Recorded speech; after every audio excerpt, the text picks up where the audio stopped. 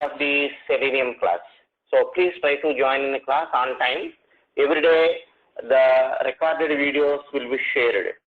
The highlights of the course is that daily recorded videos will be shared. Okay, and you can repeat the course if required. You can repeat course free of cost. If you would like to do that, yes, you can do that any number of times. And one-on-one consultation. One-on-one consultation. If you are running into any issues to fix the problems, we can help you.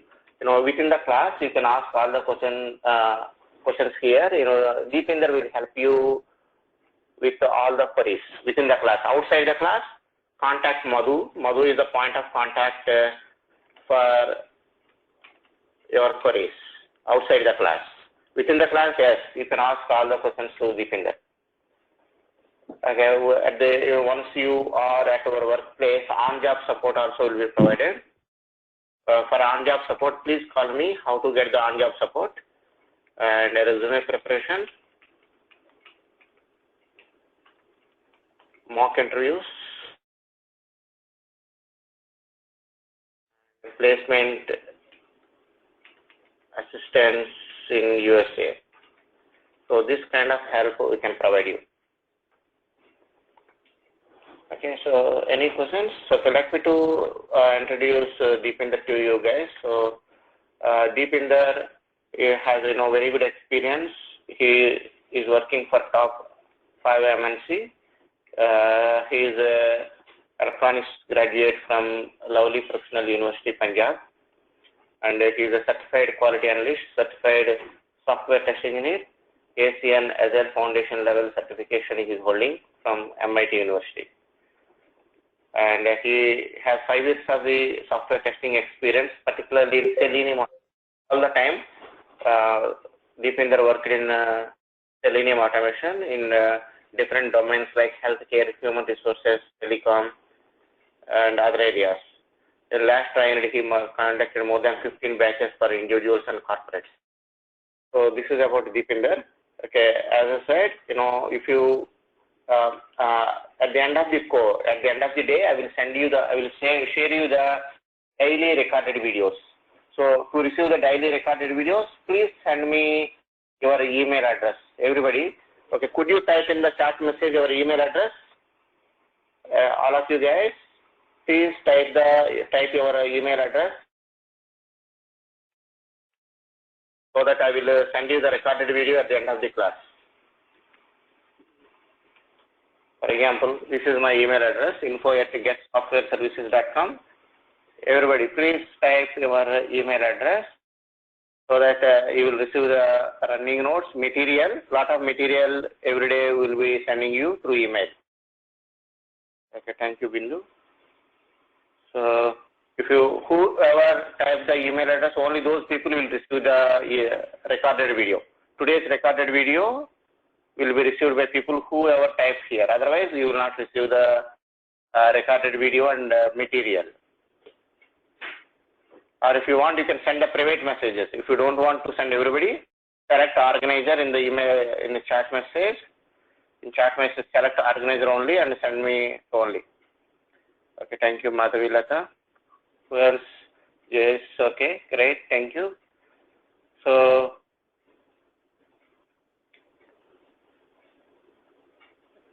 okay, so today is the first day, right? So, fine late, and from tomorrow onwards, class will start exactly at 11:30. 11:30 Eastern time, class will be started. We have 2 hours schedule per day, Saturday 2 hours, Sunday 2 hours.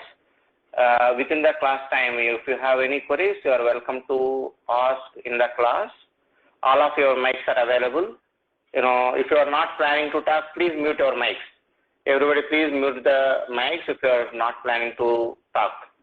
So, however, outside the class, for example, you are not able to install certain Java on your computer.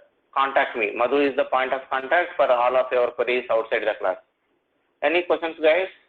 Please send me email address. If you would like to receive the this running notes and material, please send the email address. From tomorrow onwards, please type your complete name instead of abbreviations. It's nice to know, nice to give your full name. Don't give some unrecognizable names. That is helpful for me to know who is attending the class.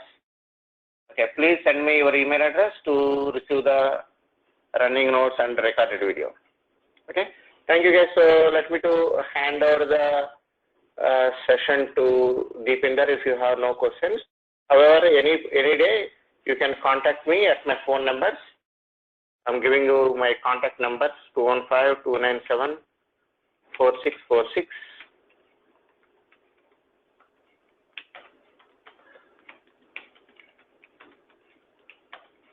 I will send you this contact information in my email address also. In email, I will send you this contact address, contact details. Okay. Now, any questions, guys, before handing over the session to Deepinder?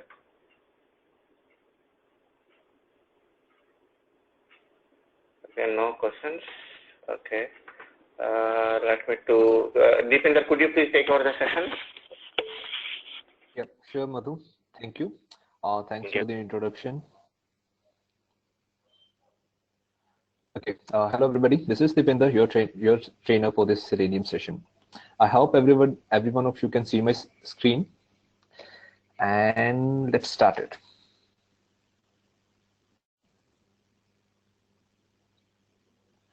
Okay, so guys, today we are going to discuss about Selenium web automation testing. This is going to be an introduction to this course. As Madhu told you during the session, if you have any doubts, okay, feel free to ask anytime. Don't wait for the session to end. At any time you feel that a certain point is not clear to you, feel to ask anytime, right? So without further ado, let's start. So this course is about Selenium web automation testing. Okay, let us see what we are going to study today, what we are going to see today. Okay, so this is the stuff. This is the agenda for today's session. This session is going to be for 2 hours, and what we are going to see, the first thing is what we are going to see is what is Selenium. Okay, then what is automation testing, what are Selenium variants, what are supported platforms, Selenium and QTP comparison. This is one of the most widely used tool. QTP also is used. So we'll see what is the difference between Selenium and QTP, what are the similarities, and how to switch from manual testing and automation testing. Very important thing which we must be going through. Okay, when we move from non-programming background to programming background, there is certain kind of transition barrier is there which we have to come across. Okay, so we'll see how to handle that situation, because Selenium, what we are going to study, involves certain level of programming which we have to understand. Okay, so we'll see how to smoothly transfer ourselves from non-programming background to programming background, and then we'll see what softwares do we need to install for Selenium, right? So this is what we are going to see today in this today's 2-hour session. So in this today's 2-hour session, this is what we're going to see. Okay, so prerequisite, absolutely and completely for beginners. Okay, so time for rejoice. As you can see, these kids rejoicing. Time for rejoice. Okay, this is completely for beginners. We do not expect that you know any of the programming concept or you know any of the concept which I'm going to share with you today. Okay, so this is absolutely completely for beginners. Okay, so what is Selenium? Let us first start from the very basic stuff, from level 0, what Selenium is. Okay, so as you might have heard from certain places, from somewhere, from someone, Selenium is one of the most popular open source automated testing tools available in the market. So when we say it is open source, okay, there is one question from JS. Guys, if I pronounce if some of your names incorrectly, then please forgive me. Okay, I apologize in advance. Okay, if I pronounce your name incorrectly. Okay, so there is one question from JS that, but do we need Java knowledge for Selenium? Yes, Jayesh, we need certain amount of knowledge in Java to move towards Selenium. Okay, we'll come across this. Okay, I'm going to explain to you how much Java do we need to know. We do not need to be pros in Selenium, Java. We do not need to know all the concepts of Selenium. I'll explain to you what concepts do we need to know. Okay, very basic, very few of the concepts of Java are required, not all. Okay, but yes, some of the concepts of Java are required. All right, so I was saying it is an open source automated testing tools. Open source means it is free of cost. We do not need to pay any subscription fee. Just go to Selenium website, download the software and start using it. That's it. And it is automated testing tools used for automating websites or web applications. Okay, so this is what it means, open source automated testing tools.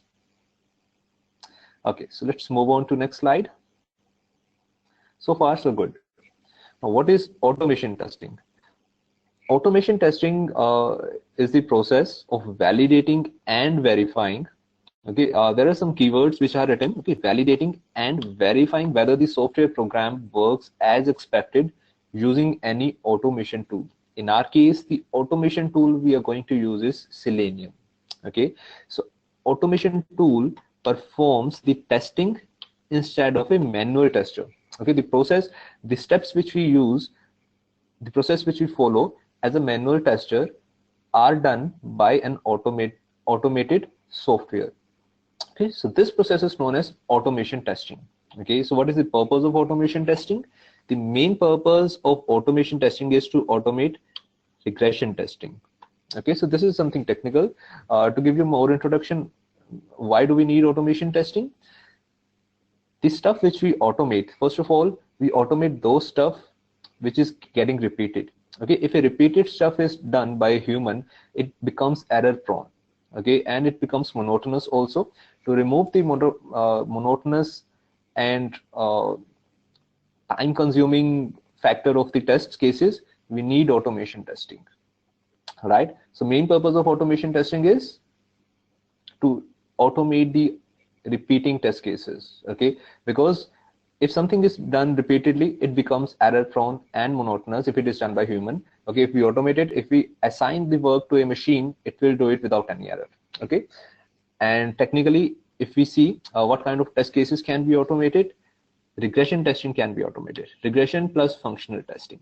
Okay, we'll see that. We'll come to this point. So moving on, which tests can be automated? If you have some programming background, manual testing background, then you must be knowing some of these terms. Which tests can be automated? Stable tests, smoke tests, data-driven tests, and high priority tests. If you know these terms, then it is good. If you do not know them, perfectly fine. Okay, you're not supposed to know these terms before starting Selenium. Okay, these have been included just in case you have some experience in manual testing and you know some of these terms. If it is not known to you, absolutely fine, don't worry about it. Okay, we'll come across all these terms as and when we move across. Okay, so don't worry about these. So next step, what are Selenium variants? Okay, right now we discussed what is automation testing, what is an automation tool in that. Okay, Selenium performs the role of an automation testing tool. Now Selenium variants, what are variants of Selenium do we have? Okay, so current version of Selenium is 2.53.0. If you guys have Windows operating system in your system, okay, then the current version of Windows you might be having is Windows 10. Okay, so Windows 10 is an umbrella term. After Windows 10, there are certain categories in which the Windows 10 operating system is divided. It is like Windows 10 Home Edition, Windows 10 Student Edition, Windows 10 Ultimate Edition, and Windows 10 Enterprise Edition. Similarly, the umbrella term for Selenium is Selenium 2. Okay, it is similar to saying Windows 10. Okay, so the current version of Selenium which we have is Selenium 2. Being specific, as we say, I have Windows 10 Home Edition or Windows 10 Ultimate Edition. So we would say the current version of Selenium is 2.53.0. Okay, this is how the softwares are given certain numbers. Okay, so they are known by numbers because quite frequently their new versions keep coming, their updates keep coming. Okay, if you have some Android phones or Apple phones, you might see frequent updates that this particular app needs an updation, these particular apps need updation. Okay, so similarly all the softwares keep new versions keep coming. Okay, so the newest version of Selenium which we have is that is known as 2.53.0, but umbrella term for the current version of Selenium is that is known as Selenium 2. So as you can very well guess, if there is Selenium 2, then there must exist some Selenium 1 also, right? Yeah, it was there before Selenium 2. When Selenium was first introduced back in 2006 and then start of 2007, it was known as Selenium 1. Okay, right now the current version of Selenium which we have, that is known as Selenium 2, and it comprises of the following 4 components. These are the following 4 components: Selenium IDE, Selenium RC, Selenium WebDriver, and Selenium Grid. Okay, so we'll see what all these components mean. But before moving on to that, let me just differentiate what is the difference between Selenium 2 and Selenium 1. Right now what you see here is these are the 4 components of Selenium 2. In Selenium 1, we only had Selenium RC. The second component which we see here, that was the only component in Selenium 1. So why did we need to move from Selenium 1 to Selenium 2? What were the drawbacks in Selenium 1? Let us see that. Okay, there was a basic difference in architecture of Selenium 1 and 2. Very basic architecture I would like to show to you. Just give me 1 minute. Let me open my Paint.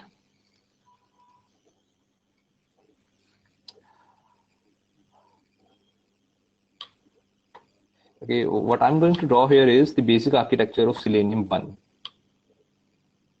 Okay, so these 3 boxes which I've drawn, what do these boxes represent?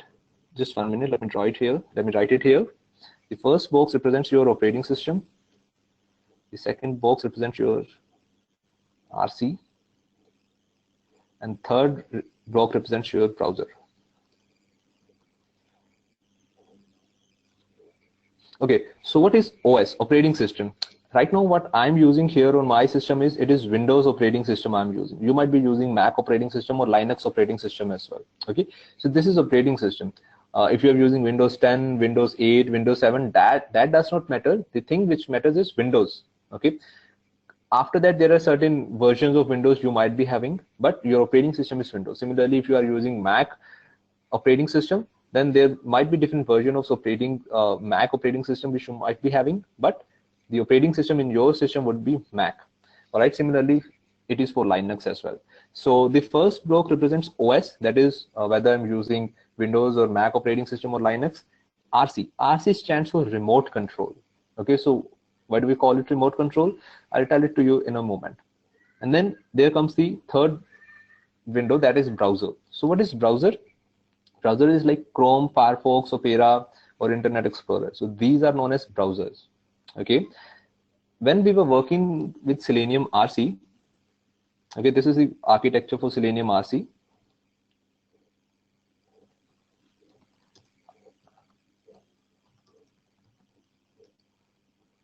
Okay, so this is architecture for Selenium RC. RC stands for remote control. When we were working with Selenium RC, instead of Selenium RC, you can also call it Selenium 1. Okay, so in Selenium 1, when we were working with Selenium 1,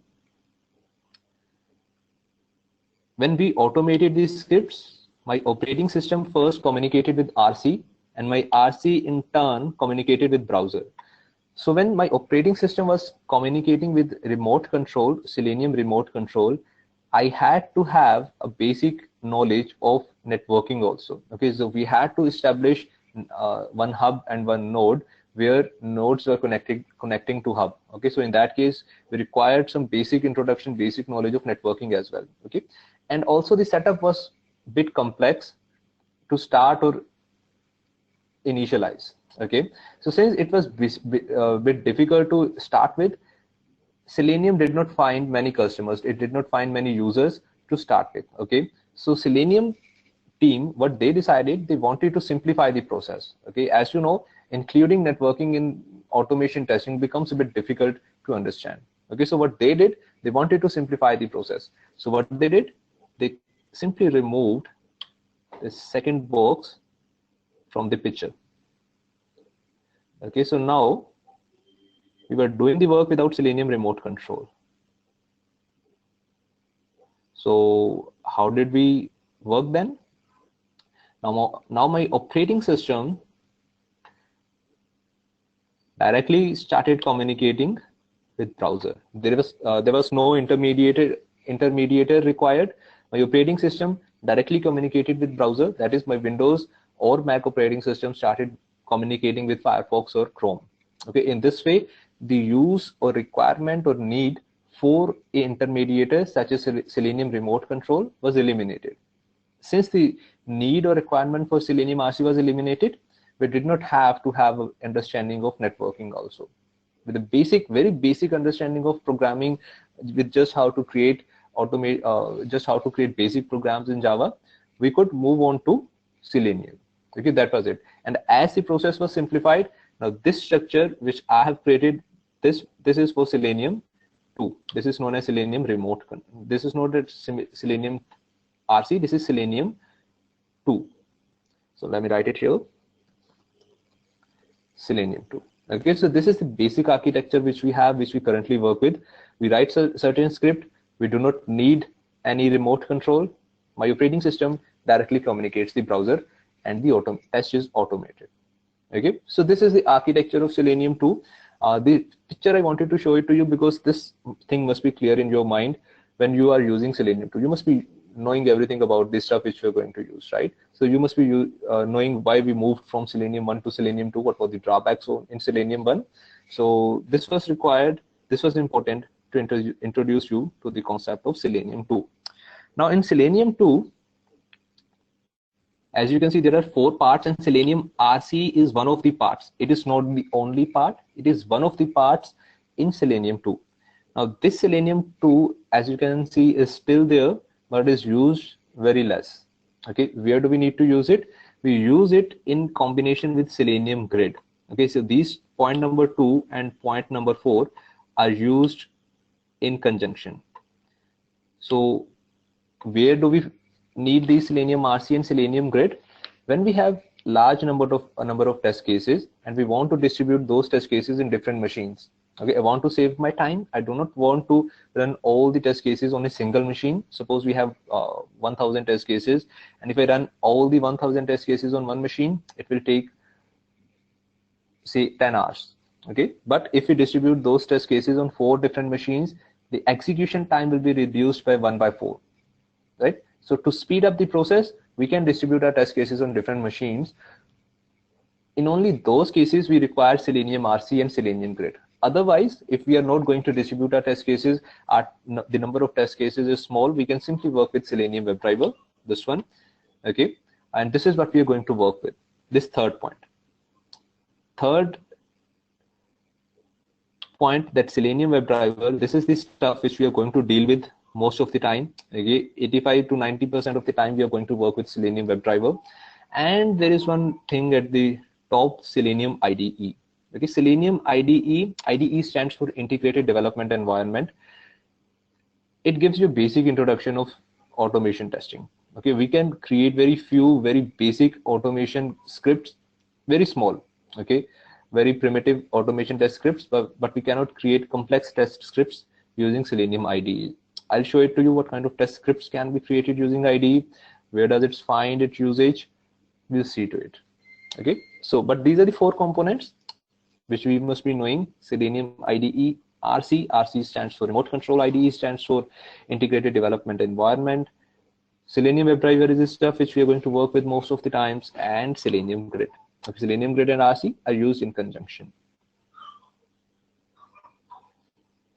And then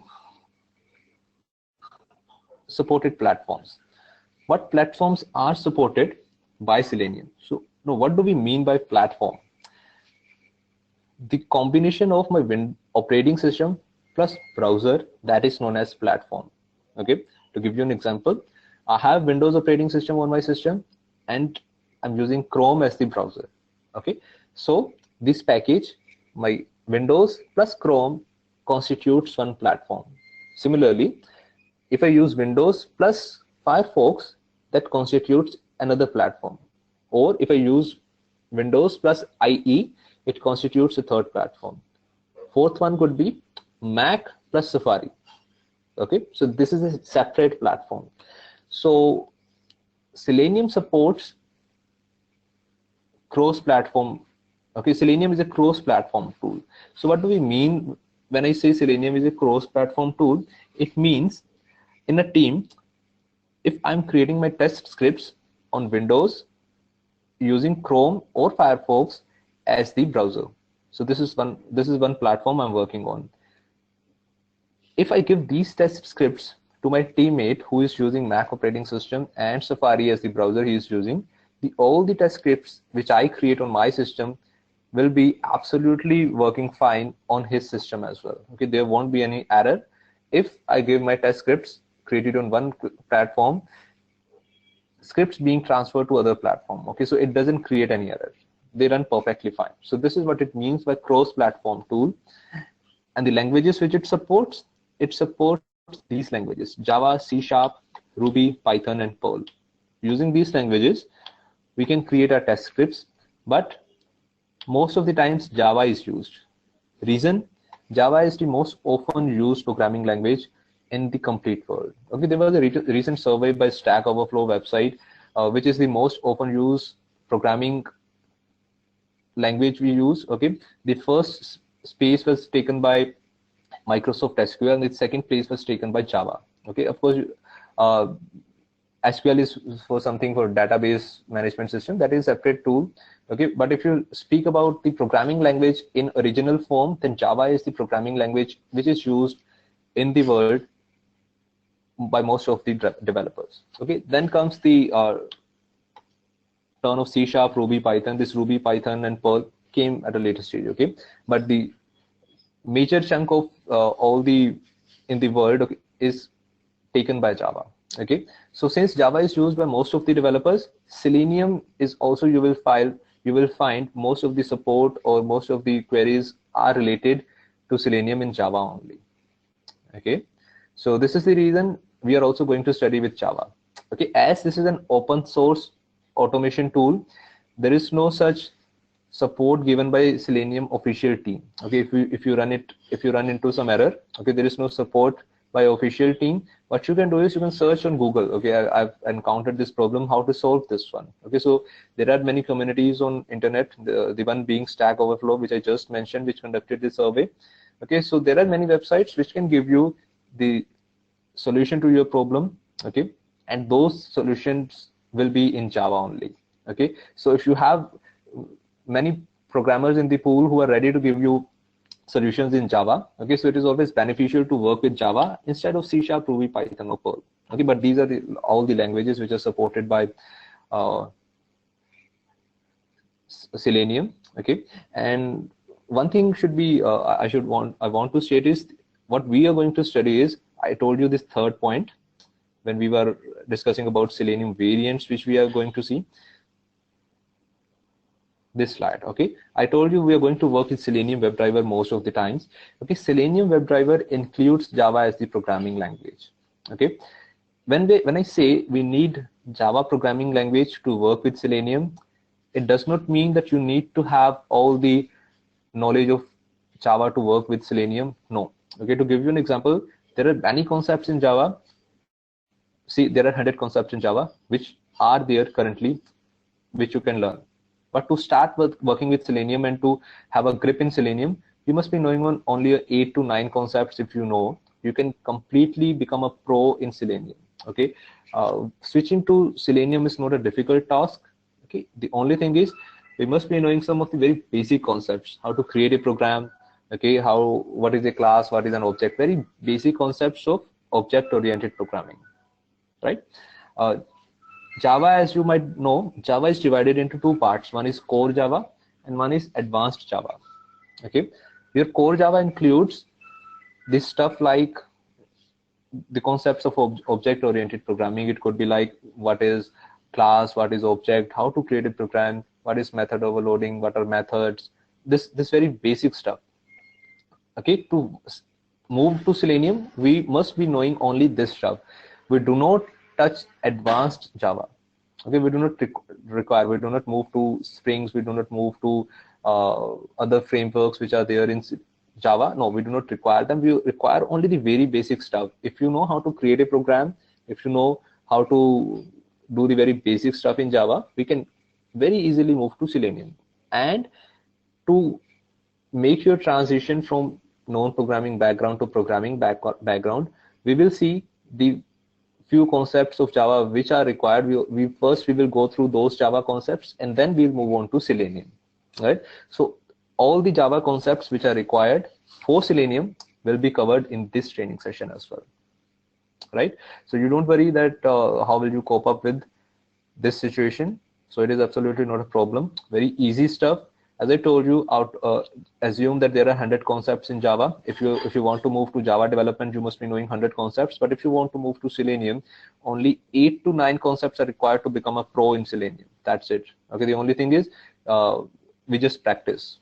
Okay. So as you know, to move into any new thing, practice makes a man perfect. Right. So very basic stuff is required. We do not even go into depth. This stuff which we are going to study. Okay. The related stuff, Java related stuff which we're going to study, that too we are not going to deep details. Very shallow learning we are going to see. We are only required, we should only be knowing how to create programs in Java. That's it. Okay, once we know how to create programs, once we know how the control flows between different sections of the program, we are good to go. Okay, so to move to Selenium, first we will see what are the basic concepts of Java. We'll cover those concepts. Some 1 or 2 sessions are required for that stuff. Okay, I suppose tomorrow we can cover that stuff. Okay, so we'll go through that, some basic stuff of Java, and then we'll move on to Selenium in the next session, next coming weekend. So these are we were discussing supported platforms: Java, C#, Ruby, Python, and Perl. Now let us see what is the difference between Selenium and QTP. QTP is also one of the automation tool available in the market. Okay, so if you're moving to Selenium, you must be knowing what is the difference between the other tools in the market and Selenium. But QTP, as you know, is the most often used, very popular. So we are going to see this one. So what is the difference between Selenium and QTP? Selenium is open source tool. That means it is completely free. We do not need to pay any subscription fee. Whereas QTP is commercial tool. If you want to practice on QTP, you have to pay for a subscription if you want to buy if you start working with QTP. Otherwise, you can download a trial version, but it doesn't come full featured. Okay, it is only few of the features would be there in QTP. Next difference. Selenium supports only web applications, but QTP supports desktop and web applications. Now, what is the difference between desktop and web applications? Let me show it to you.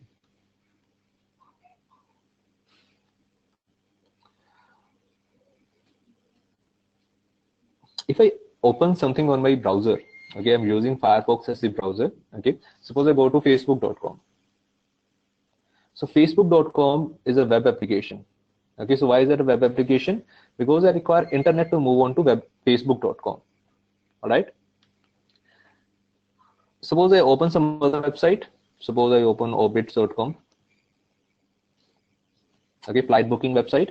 If I open this one, this is again a web application. Okay, so to open any website, we need internet, right? So if we require internet to open something, that is known as web application.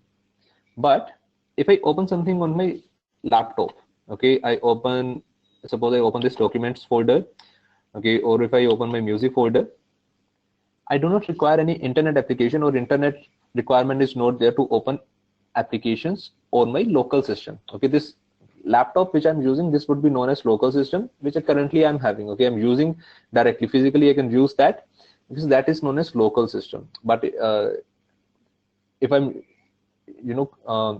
using someone else's system, okay, I'm controlling suppose I control your system from my place. Okay, I'm sitting in India, but if I use your system, then it becomes a remote system for me, right? But if I'm using my system sitting in front of the system, then it becomes a local system. But if I use it sitting at my place and I control your system remotely, then it becomes a remote system. Okay, so in the local system, if I open any window, it doesn't require internet to open it. Okay, so these applications are known as desktop applications. This stuff, the applications which do not require any internet connectivity, these are known as desktop applications. All right.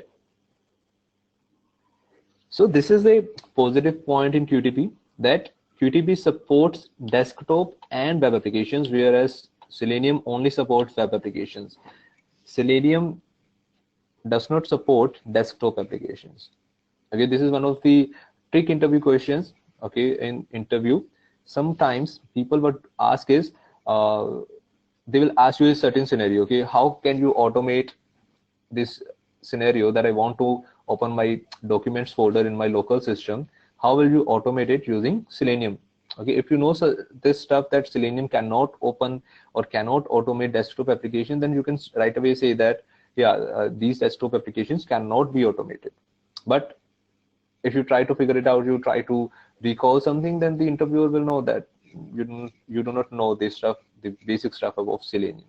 Okay, so these are the trick interview questions sometimes asked, and as we move across all the sessions, we will keep discussing all the interview questions which are related to the topics. Okay, so once we come across these interview questions, we'll keep noting it down in a notepad. Okay, that would be known as running notes. They will be forwarded to you at the end of the session. Okay, so that is why Madhu was asking you to send your email IDs to Madhu. Okay, because all these running notes, all the stuff which we come across, okay, I'll keep forwarding this stuff like software installation guides, some other stuff, some other scripts which I keep forwarding it to you. Okay, so to forward all that stuff, your email ID is required. So if any of you have not forwarded or conveyed your email ID, please send it to Madhu right now. Okay, because this is required. Otherwise, you won't be receiving all the material which is going to be provided to you along this training session.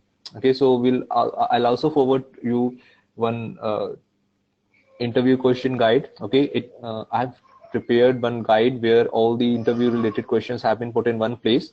Okay, you just read those interview questions. It also include answers as well. Okay, it is not only questions but with answers. Okay, so if you read that document, that is enough to clear any interview, I assure you. Okay, there is no such interview in the world which you cannot clear by reading those questions. Okay, so all this stuff will be forwarded to you on your email ID. So email ID should be there with Madhu. Okay, so please forward it. Please write a message, message that this is your email ID to Madhu. Then third point is Selenium is cross-platform. As we discussed, cross-platform. Okay, the stuff which I create on my Windows plus Chrome is also applicable to Mac and Safari. QTP is not cross-platform. This is the drawback of QTP. It is not cross-platform. Selenium supports many programming languages. As we saw, it supports Java, it supports C#, Python, Ruby, and Perl, whereas QTP only supports VBScript. It supports only one programming language, and that too VBScript. All right. So these are the differences between Selenium and QTP. All right.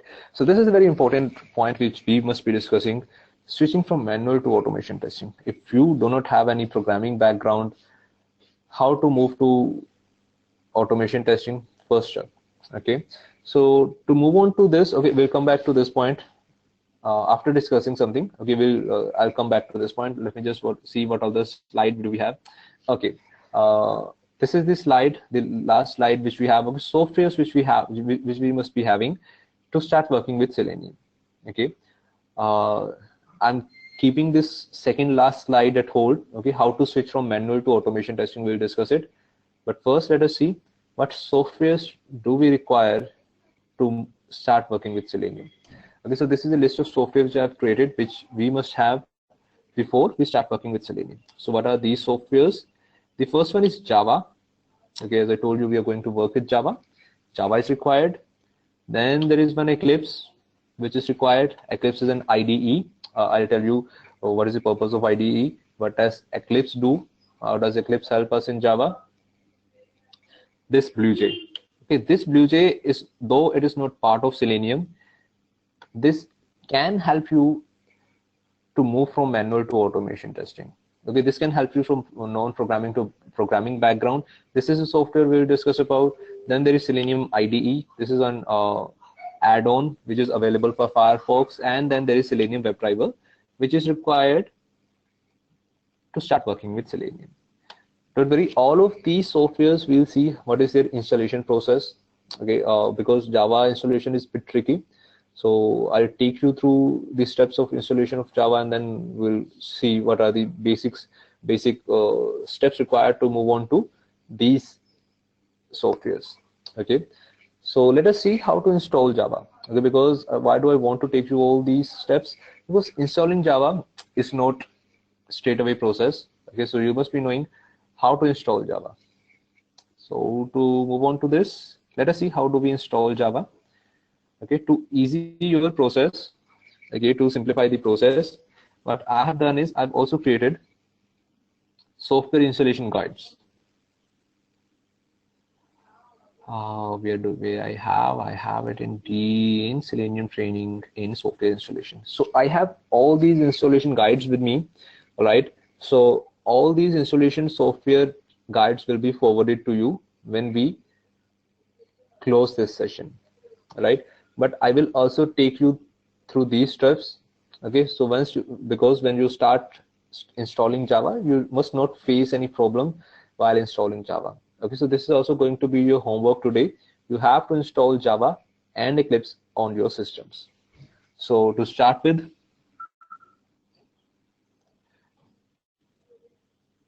okay, so there is one question from Krishna Priya. Can we install them in Mac app? Absolutely, Krishna Priya, we can install all the stuff which we are going to tell you that is applicable to Windows and Mac, and that is the beauty of Selenium. Okay, whatever is applicable in Windows, that is also equally applicable in Mac as well. Okay, so don't worry, everything would be there for Mac as well. All right, the very first step towards transition from from non-programming background to programming background is you must have Java in your system. So from where do we get Java from? Simply open your browser. Any of the browser you're using, choice is yours. I use Chrome most often, so I'm going to open Chrome. So here, as you can see, we see cricket logo because there is one T20 World Cup going in India. So that is why they keep showing all the teams. Today it is England versus Sri Lanka in India match. Okay, so this is Google logo. Ignoring this, let us move on to Java installation, Java download.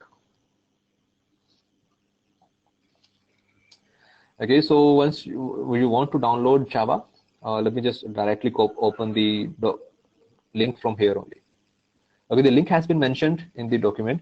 You just press Control, and as you press Control, a hand would be appearing. Okay, before pressing Control, you can see there is only one pointer. Take your pointer here and press Control and click on this link. As you click on this link, this window will be opened. Right, it directly opens the download page which we have. Right, so it says Java SE downloads, so that means we are at the right place. That's okay. Right, now there are certain things. It is written JDK server GRE. Out of that, you have to select the first option, this JDK download. Right, click on this one. All these steps have been mentioned in the installation guide as well, with all these screenshots, but I'm taking you through all these steps so that you do not face any problem while installing it. You just go to this website. You must be familiar with these steps, and it will simplify the process. Okay, so once we click on the download, this will be the link which will be appearing here. All right, Now we come to this place where Java SE Development Kit 8U77 is mentioned. Just click on accept license agreement. Okay, once you click on this, the people who are using Mac operating system, click on this Mac operating system X, and you can click on this one, right? People who are using Windows operating system, they have to choose out of these two options. One is written Windows x86 and one is written Windows x64. So what is x86 and one is Windows x64? x86 means Windows 32-bit operating system. x64 means Windows 64-bit operating system. Okay, people using Mac don't have to worry which operating system, which bit operating system they are using, whether 32 or 64. No, they don't have to worry about it. Only people who are using Windows, they have to look into whether it is 32-bit operating system or 64-bit operating system. Now, how do I know which operating system am I using? To do that, click on this computer link. Okay, in people who are using Windows 7, they would be having My Computer. People using Windows 8 or later, they can come to, simply click on, press Windows plus E. Okay, the place where you see all the drives there. Okay, there would be one place, computer. So right click on this. For Windows 7 people, it would be My Computer. Windows 8 or later, it would be computer. All right. So right click on this and then go to properties. Okay, so what it opens is, it opens a new window. So here you see, it mentions system type, and here it says 32-bit operating system, right? For me, it is 32-bit operating system. Make sure what you have. Okay, go to this path.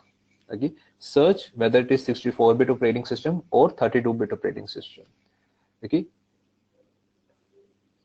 coming back to the same website. Okay, corresponding to the operating system which you have, select this one. If you have 32-bit operating system, select Windows x86, and if you have 64-bit operating system, select Windows x64. Okay, 32-bit operating system is written as Windows x86. It is not written as Windows x32, but 64-bit is written as x64, right? So as you can see, I have 32-bit operating system, so I would be clicking on the second last link. People having 64-bit operating system should be clicking on this link. So once you click on this, one file would be downloaded. I'm going to click cancel to this because I already have it. Okay, once you download this, okay, once you download this software, save it in your system at any place, wherever you want. Okay, once you save it, okay, once you save it, double click the setup file which you have downloaded. It will look like something. When I took the screenshot, the file size was 157 MB and 170 MB for 64-bit operating system, but now it has, the updates came, and now it is nearly about 180 MB software. All right, so this screenshot is a bit older, so okay, don't worry about this, but this is how it is going to look like. Once you download this software, okay, it will be an exe file.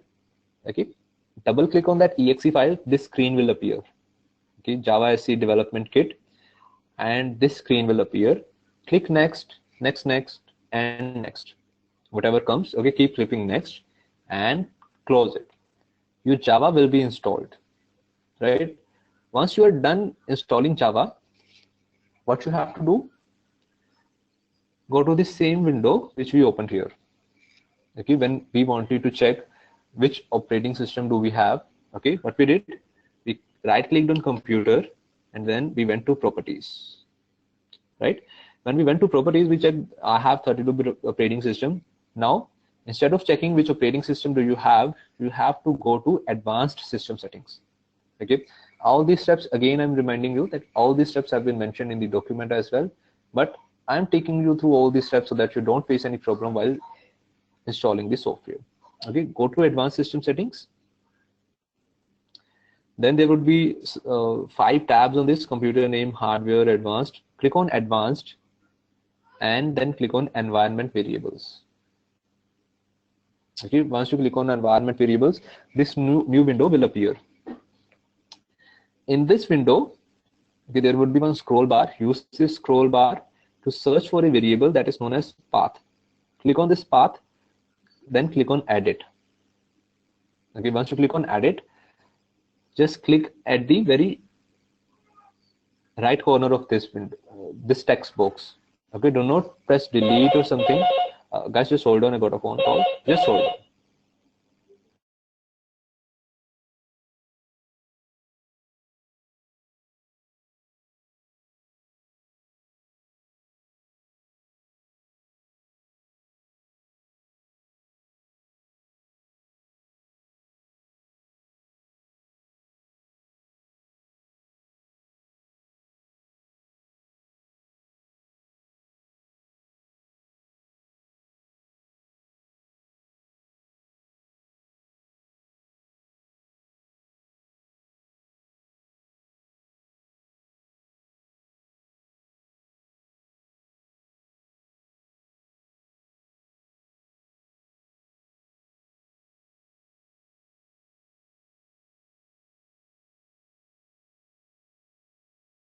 I'm sorry, guys, I got a phone call.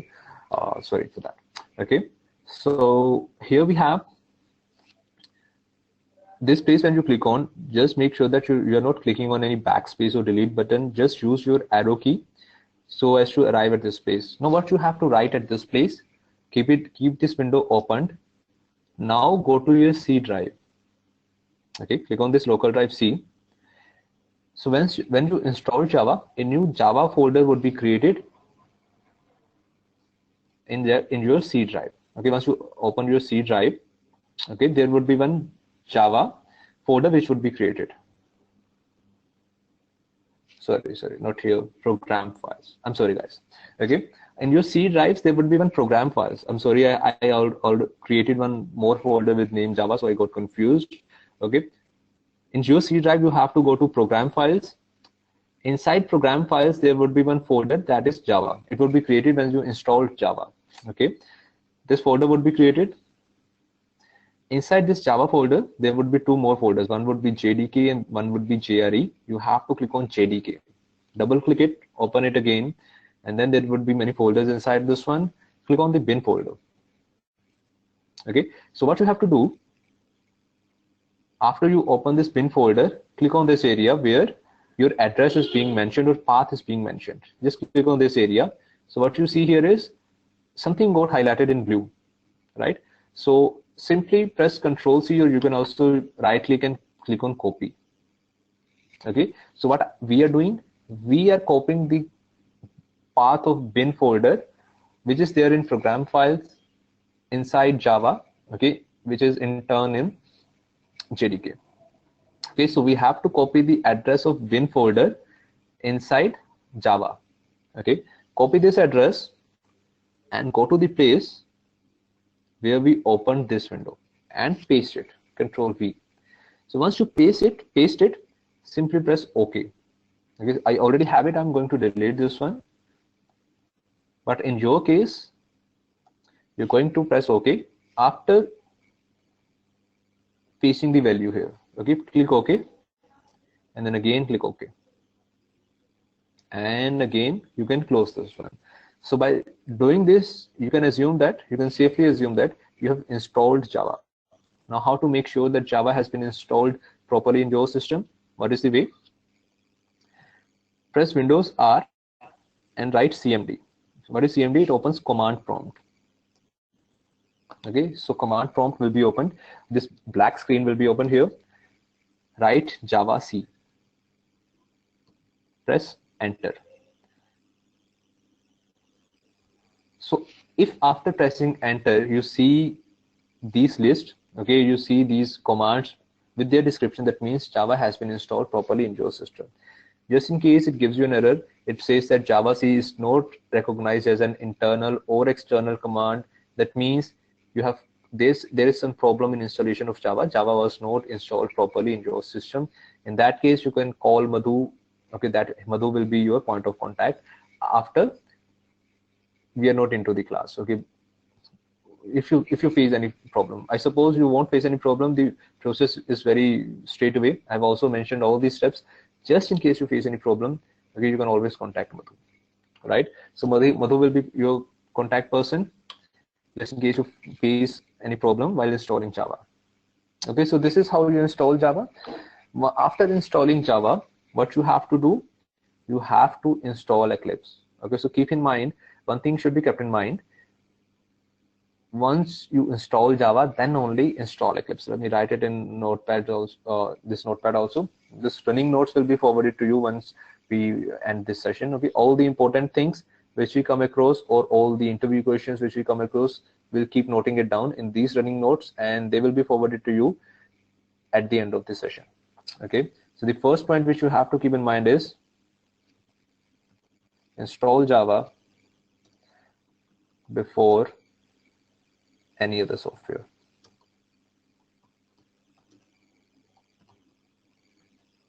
In the list. Okay, so which list am I talking about?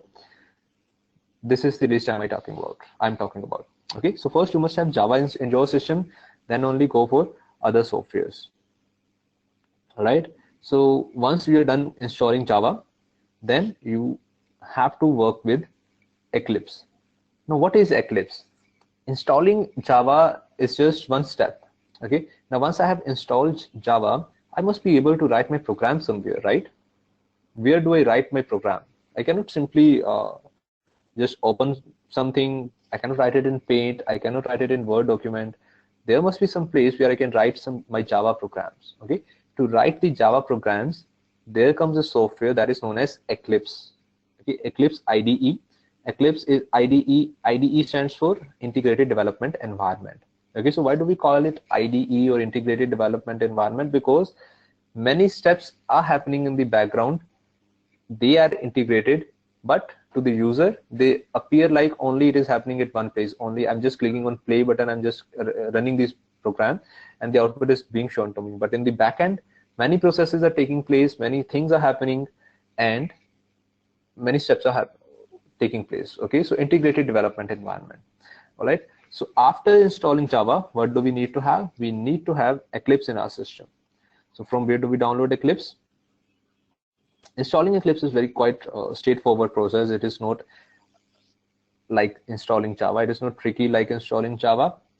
In only Java, you must take care of the steps which we have done. Okay, setting the path and all that stuff. In Eclipse, we do not need to do any of that stuff, such stuff. Okay, installing Eclipse is quite straightforward. I'll tell you from where to download it. You can simply just click on this Eclipse download.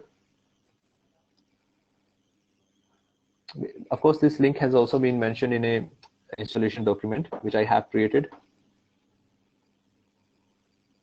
Training, Selenium training, and installation, software installation. Okay, so here in the Eclipse installation, so again, this link has also been mentioned. You can either directly go to this link, or you can also search on Google Eclipse download. The very first link which opens, click on this one.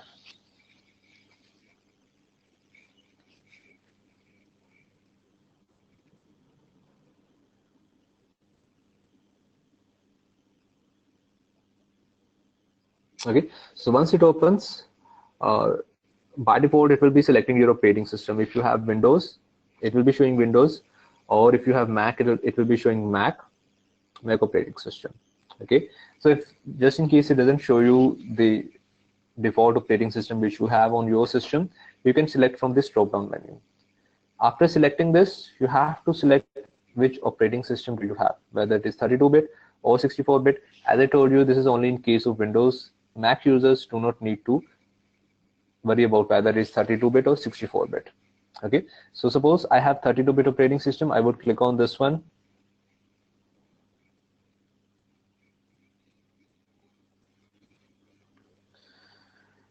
All right, so it will show you a number of links which are there from where you can download Eclipse. Okay, the logic goes by this, like it will show you the nearest server location to you, and it will show you the downloadable link which you can click on. Okay, for people who are in US or Canada, they would be getting certain other links.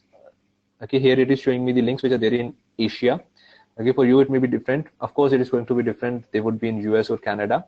Okay, here there is one link, download. You can click on this download link, and it also mentions choose a mirror close to you. Okay, so you click on any of the link, file would be same. Okay, there is no problem in downloading the file. Okay, so you can click on any of the links. Either you click on this download links or you click on this mirror links, same file will be downloaded. Okay, once you download this file, process is very simple. It would be an exe file. Just click next, next, next, and you are done. There is no path file or path variable which you need to do, which you need to set. Everything would be easy. Just click next, next, next, and you are done. All right, so this is how you install Eclipse in your system. Once you install Eclipse, let me show it to you. How will it look like?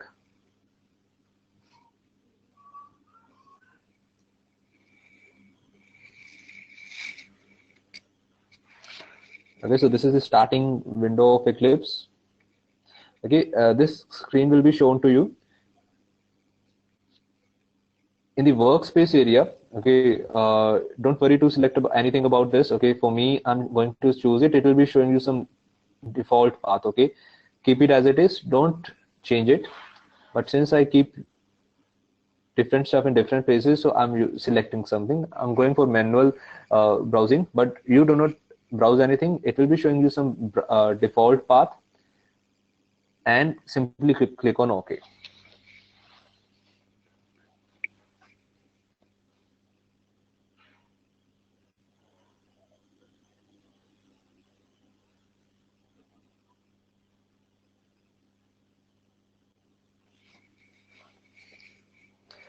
Let it open. It takes some 30-40 seconds to open.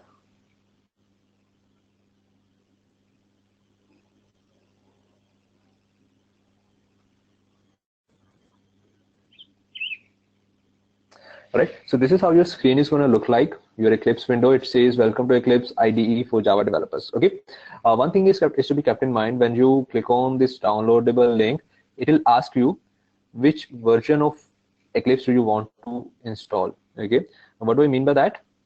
There are many options available for Eclipse. Okay, it is like Eclipse IDE for Java EE developers, Eclipse IDE for Java developers, for C++ developers.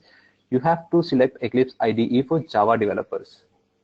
Okay, so keep this in mind while installing, and rest of the steps are simple. All right, so you'll be able to install Eclipse, and this is how it is going to look like.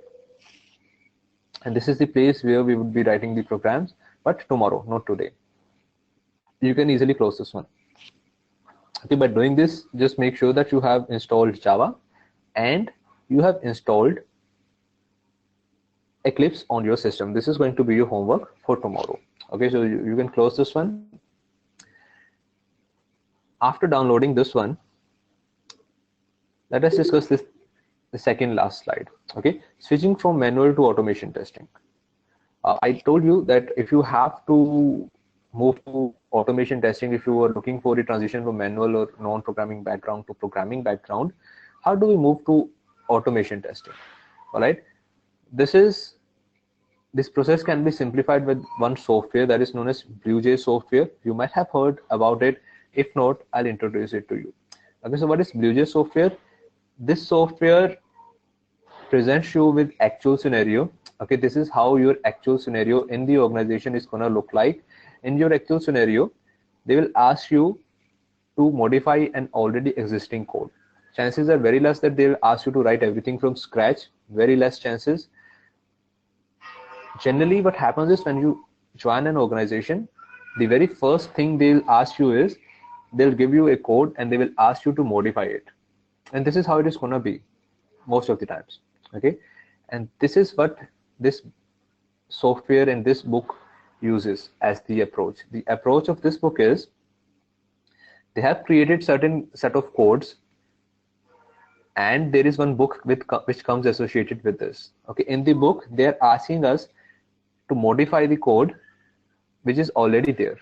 Okay, so these are the exercises. This is the best book which I have found to understand the concepts of Java and objects. Okay, classes and object stuff, object-oriented programming concepts. Okay, so this is the best book which is there in the market. All other books are same, their language is same, they're only using different words, but this is completely different book. Let me show it to you. How does it look like, from where you can download it? Choice is yours. This is absolutely not mandatory to move to Selenium, but if you do it, it will be beneficial for you. But if you do not do it, it is not going to stop you, or it is not going to harm you in any way. Okay, like Java and Eclipse are mandatory, BlueJ is not mandatory. This is optional for you. Okay, I'm going to show it to you first. How does it look like, and then I'll tell you from where to download it. Okay, this is the BlueJ software. I'll show it to you. How does it look like? We're not going to see how to use it. I'll tell it to you at a later stage. Okay, we'll see how to use it properly, how to use it effectively, so that we can, make it efficient use of it, make an efficient use of it. This is the BlueJ window, and there is one book which comes with this. Oh, I'll show it to you from where to download it. Let me open the place. Just 1 minute. BlueJ software installation. Okay, from where can you download this software? This is the link, bluej.org. As I told you, their approach is they're giving you the real-time scenarios. The code is there. Code has already been written. You have to modify this code. First thing, all right. This is the Windows which we'll be looking at. Okay, this is available for again Mac as well as Windows. For both of the operating system, it is there. This is the first thing. Second thing is it comes with a book. Okay, I'll show it to you from where to download the book as well. Let's first see step by step. Okay, this is the window from where you will download it. People are using Windows operating system. Click on this BlueJ installer simply. Okay, do not click on any of the other stuff which we have. Just 1 minute. Okay, there is one Oracle JDK or some other stuff. Don't go for that. Simply use your BlueJ installer. Okay, Oracle JDK we do not require, and do not also click on this BlueJ installer with Java JDK, because we have already installed Java in the first process. All right, so it will unnecessarily increase the length of the file which you're going to download. Simply click on this link number 2. All right, so this is for Windows people who are using Windows. People who are using Mac operating system, simply click on BlueJ installer. You also do not need to click BlueJ installer with Java JDK, because Java has already been installed. Okay, now once you install this, once you download this software, okay, this software which you will get this window. Okay, this is the window where you will get to see this. Now I also told you about one book which comes with this. From where to download that book? This is again completely free. Okay, the software is free, plus the book which I'm going to tell you about. Just scroll down and there is one textbook here also.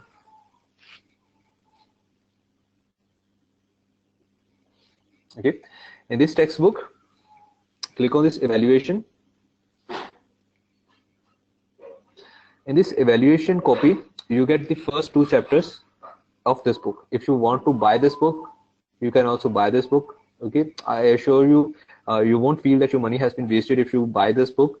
But if you only test this book, if you want to test this book, what is the quality of this book, you can download simply these 2 chapters.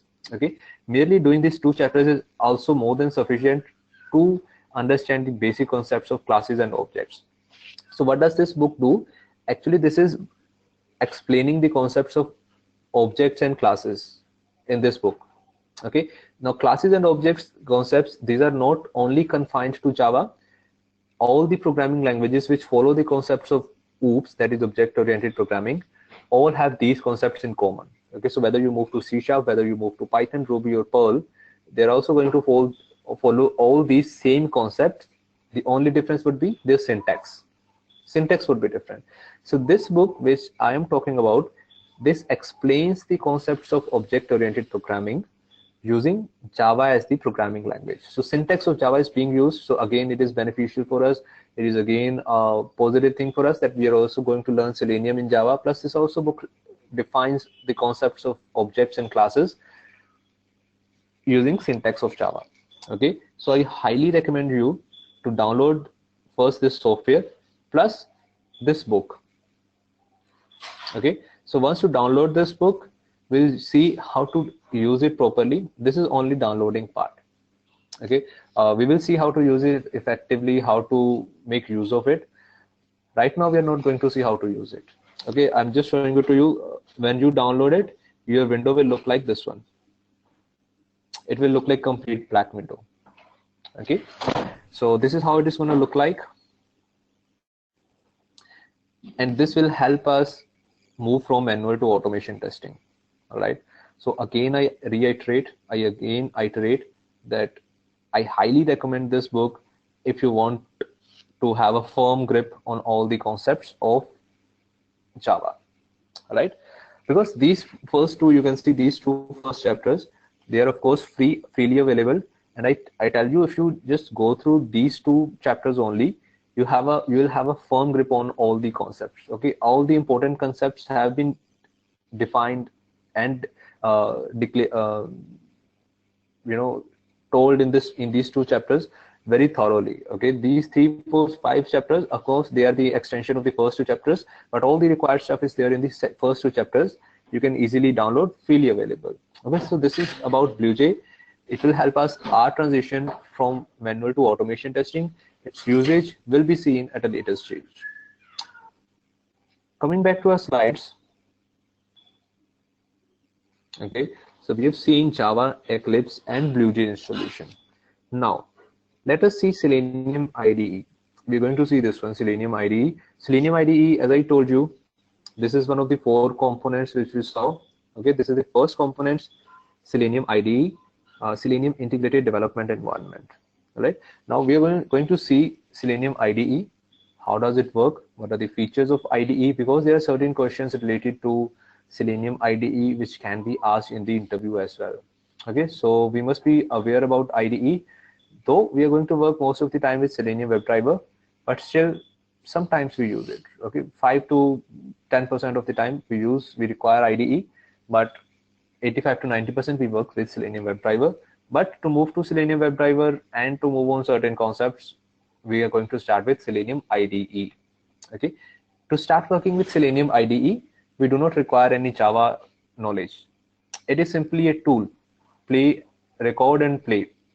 All right, so for using Selenium IDE, we do not require any Java knowledge. To move on to WebDriver, Selenium WebDriver, we require Java knowledge, which we will see tomorrow.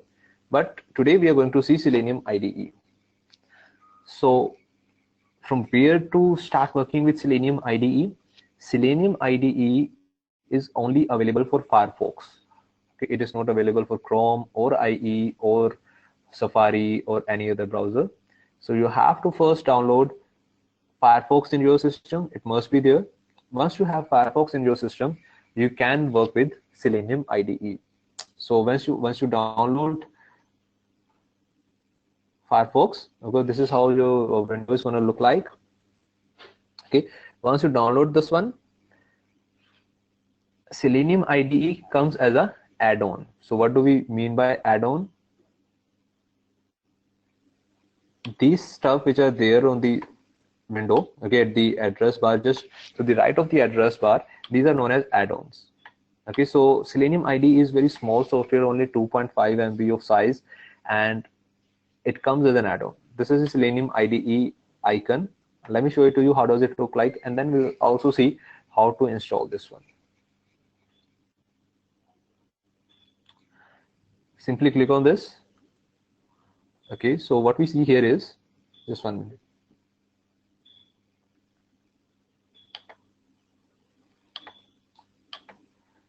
Okay, so what we see here is, this is Selenium IDE window.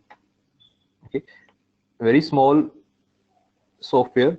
This has your regular menus: file, edit, actions, options, help. This is play button, this is record button, this is this red one button. Okay, we will see how to use this one effectively. But first, let us see how to download it and from where to download it. Okay, I'm again telling it to you, all the softwares which we are coming across, for this I have prepared a installation guide, will be forwarded to you by the end of the session. Okay, so don't worry about this. So now let us see how to install Selenium IDE. Before moving on to Selenium IDE, you must have Firefox for your system, install in your system. Okay, so one thing more, Why IDE is only available for Firefox? Why is it not available for Chrome or IE? Chrome is most often used web browser nowadays. Why is it not available for that as well? Why is it only available for Firefox? The reason IDE is only available for Firefox is two. There are two reasons. First one is Firefox is considered as the most developer-friendly browser as compared to other browsers. Chrome, though very effective, runs very smoothly, but it is not developer friendly. I cannot use the tools which I can use on on Firefox. Okay, Firefox lets me use the tool which can be used if I'm working in automation testing or if I am a developer. Okay, so the tools which are available for Firefox, they are not available for any other Firefox. This is the first reason. Second reason is when Selenium was created, it was only created for Firefox. It was not created for Chrome or other browsers. Right now, these days, we can create this script for any of the browsers. This support is there for all the browsers. Okay, but initially when it came in the market, it was only for Firefox. Okay, so when it came for Firefox only, IDE came for Firefox only because it has only limited functionality. Okay, it is only required to see the steps of automation testing. How do we move into automation testing, right? These are the very basic concepts which are required to introduce you to automation testing. That is why they kept it for Firefox only, because of its limited functionality, right? Just because since it is an introduction to automation testing, they did not introduce it for Chrome or other browsers. By just using it in Firefox, you can have a basic introduction to automation testing. Once you know what automation testing looks like, you can start using WebDriver, okay, which can automate all the browsers. Safari, Chrome, Opera, IE, Firefox, all the browsers can be automated by using WebDriver. But your IDE only supports Firefox. Okay, now the steps to install Firefox, this IDE, how do we install it? Go to Selenium website, Selenium official website. So the Selenium official website is seleniumhq.org. seleniumhq.org. This is the official Selenium website. Open this one. Okay, once you open this one, click on this download link. This download tab would be there. Just scroll down a bit.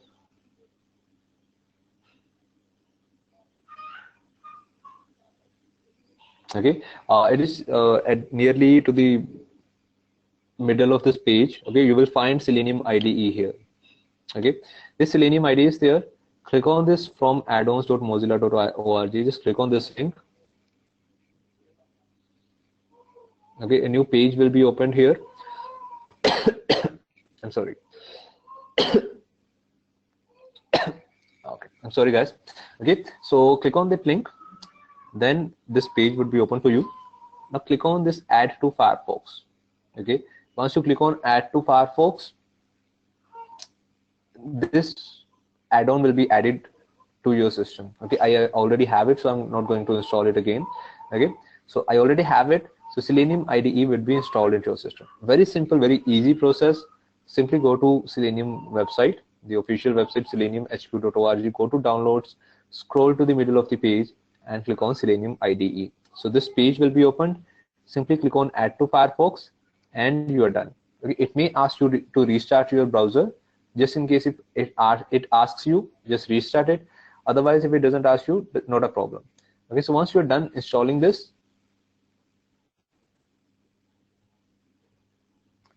you can start using it. Just simply press it on and you'll see this window.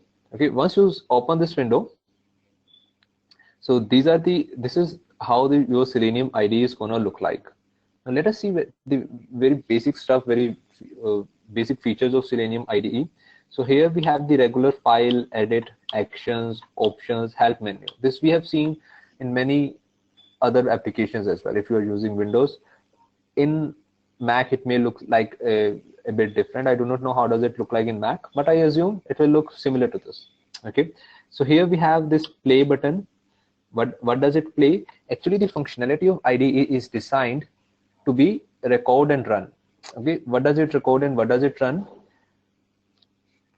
This is the record button, this red one. This is the record button.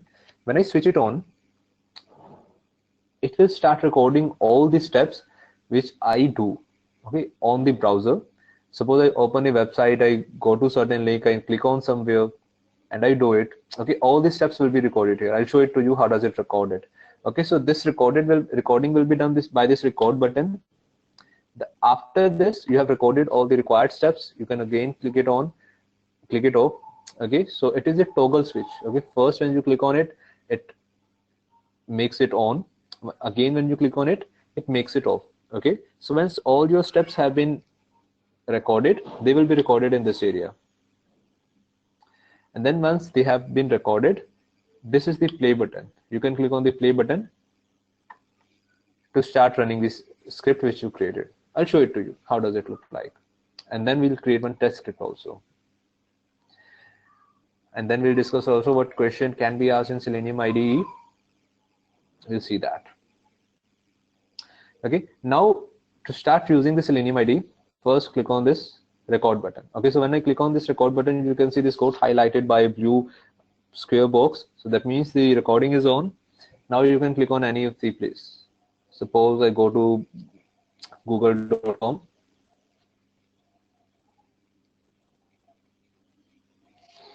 Okay, in the search box, I search for India.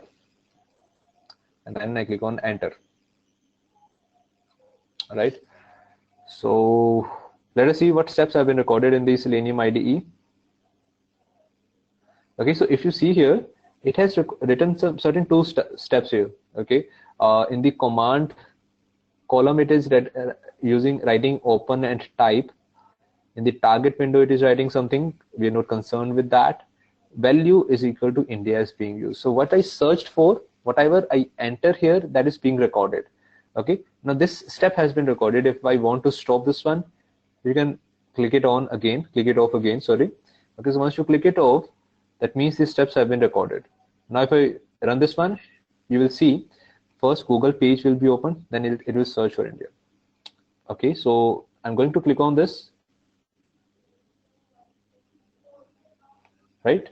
So as soon as meanwhile I minimize it, it searched for India.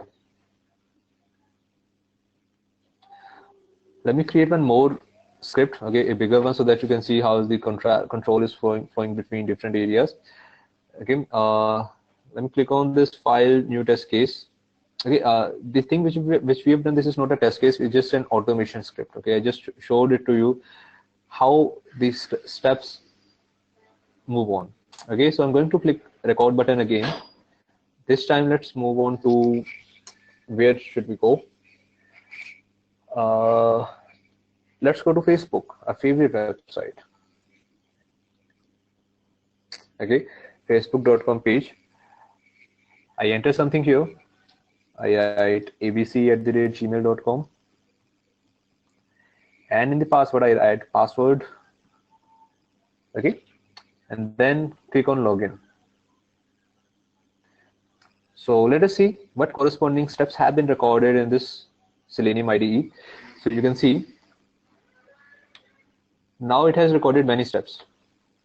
Okay, so the very first step would be opening facebook.com page. It would be writing then abc@gmail.com in the text box in which we have written. Okay, so all the values which we wrote manually, they are being recorded here in the value column.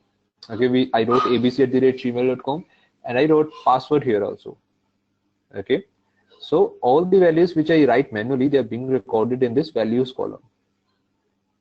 Okay, now if we want to see how does it run, let me write it again. Okay, so here first of all, we can slow the speed of execution as well from this fast and slow button. So I'm bringing it to up till middle of this screen so that you can see how the steps are taking place. Okay, so I'm decreasing the speed of execution first of all. Okay, and also click it off so that it doesn't record the further steps.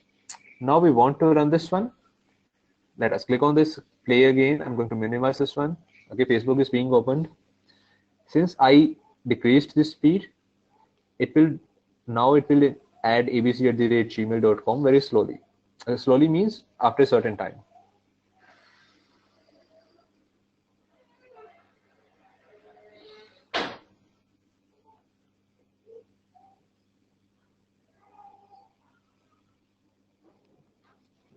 This is a lot. Let us see what things are taking place corresponding at this place. Okay, see, it is not running fine. It says there is something problem here. Some problem is there. How do I know this? There is problem. Okay, the bar is being shown in red color. Okay, so what is the problem? What can be the possible reason? See, the reason is when we create a script. Okay, we first record all these steps. Okay, but when we play it, it takes certain time to download the page. Right? In India, as you know, speed of internet is slow as compared to that in US. Okay. When the speed is slow, it takes certain amount of time to download the page. Okay. So since the page has not downloaded, but it has started executing the script. So what it is doing, it is looking for a place where it has to enter abc@gmail.com. Okay, it is looking for the place. Okay. So since the place is not available, but it is trying to write something, it is giving us the error.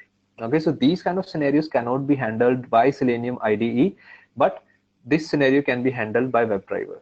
Okay, where first it waits for the page to download, then start writing it. But IDE, as soon as the execution script is done, it assumes that it is a application which can be executed instantaneously. Okay, so it does not wait for the page to download, it just starts executing it. All right, so instead of using facebook.com, we can create a simple process. Okay, we can go to this website. This is Mercury Tours demo, newtours.demoaut.com. This is a dummy website created by Mercury. Okay, so this is quite often used by automation testers to practice certain stuff, or if you want to do something. Okay, since this is a dummy website, this doesn't take much time to open.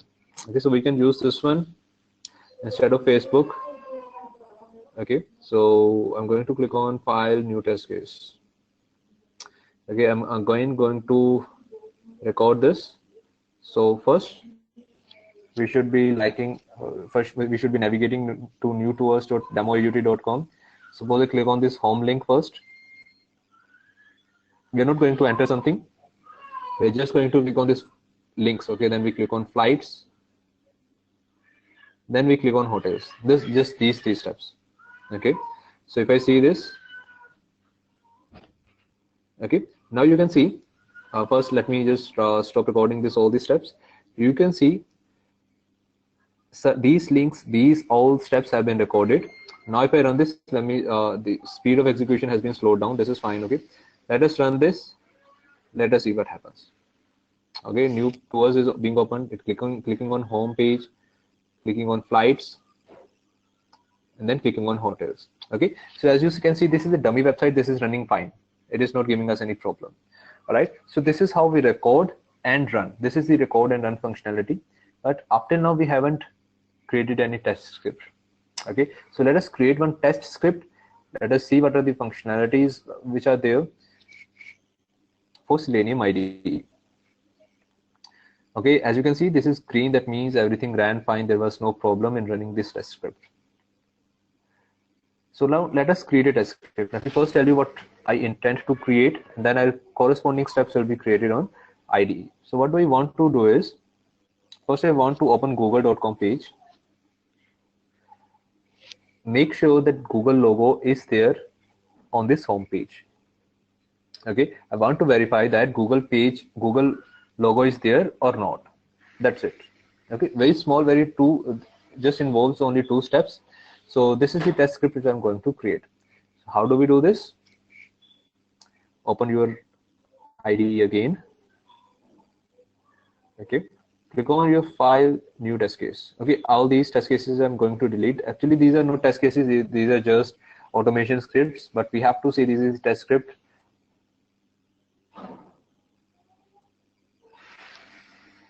All right, so now what I'm going to do is start recording button, so that it records all the steps. Okay, so the first step is I want to navigate to this website. So google.com,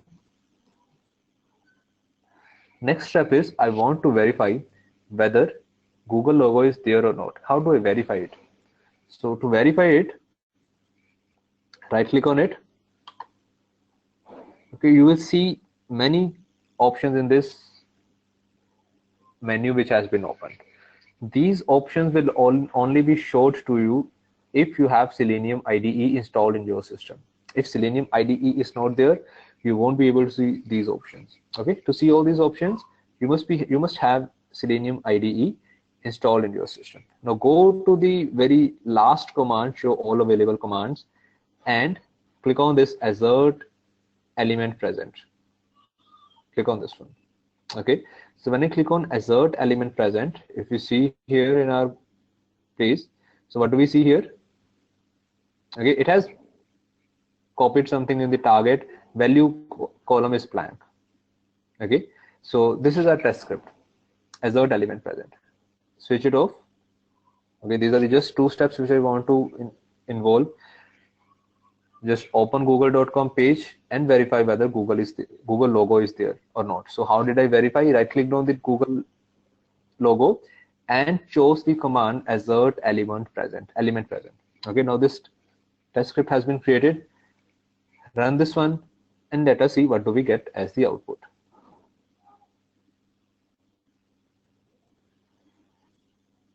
Okay, so google.com is again opened the google.com page. Okay, so this test ran perfectly fine. There was no error here. We got a green signal here.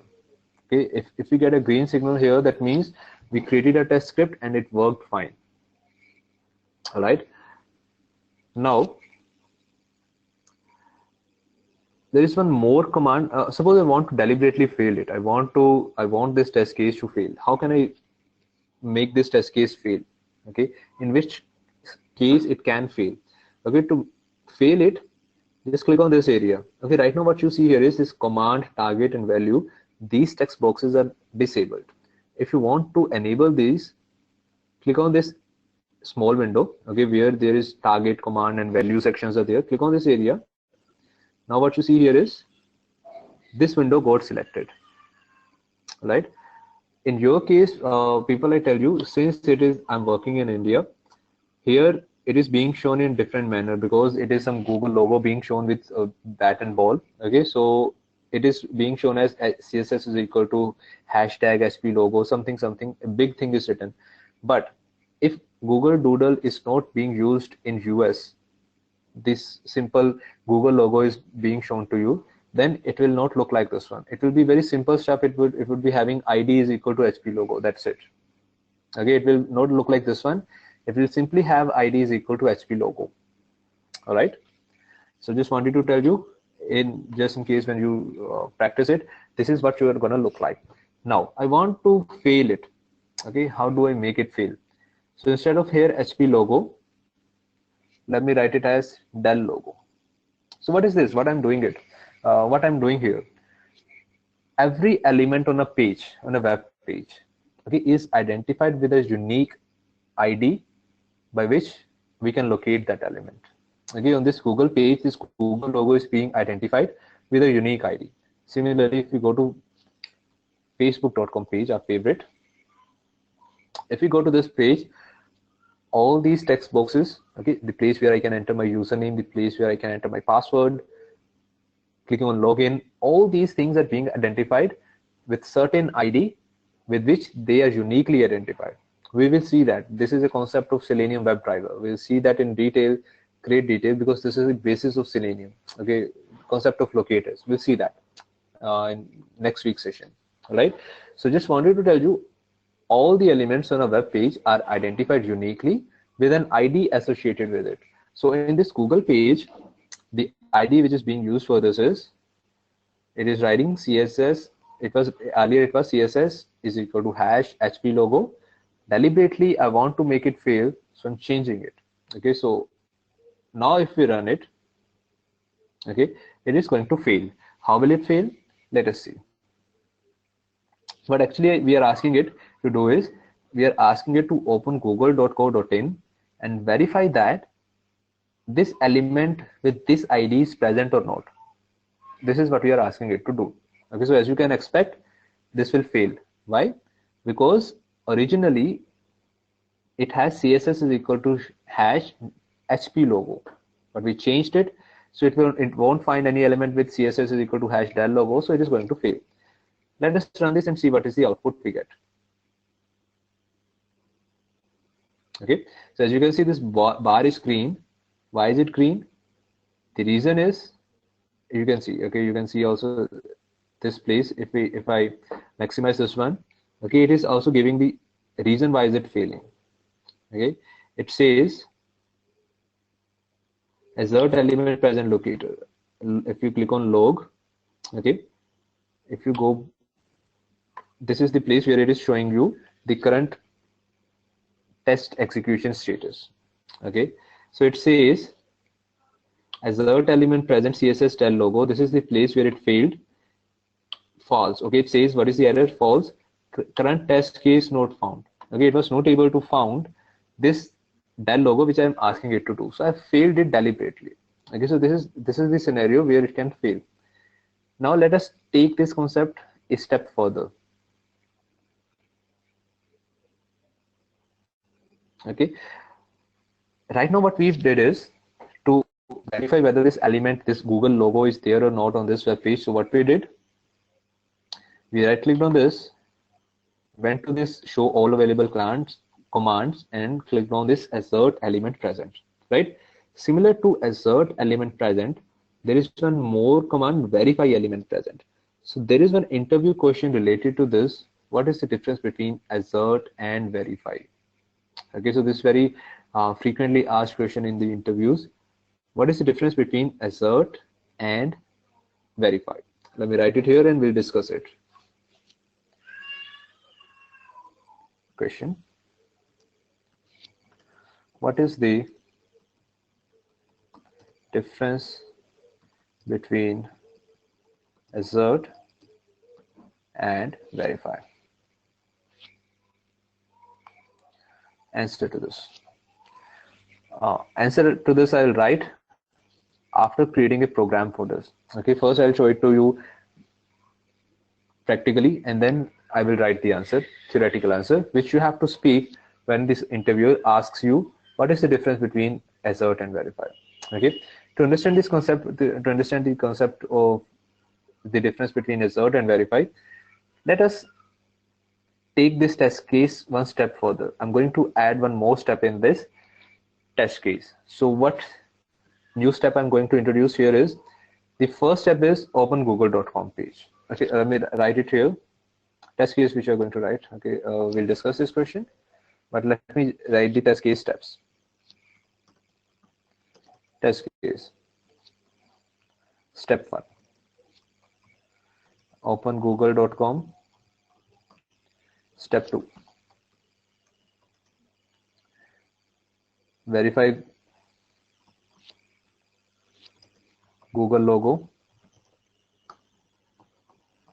Third step. Okay, this is the new step which I'm going to introduce here. Search for India in search box. Okay, of course you can search for anything else. I'm searching for India. Step 4, click enter.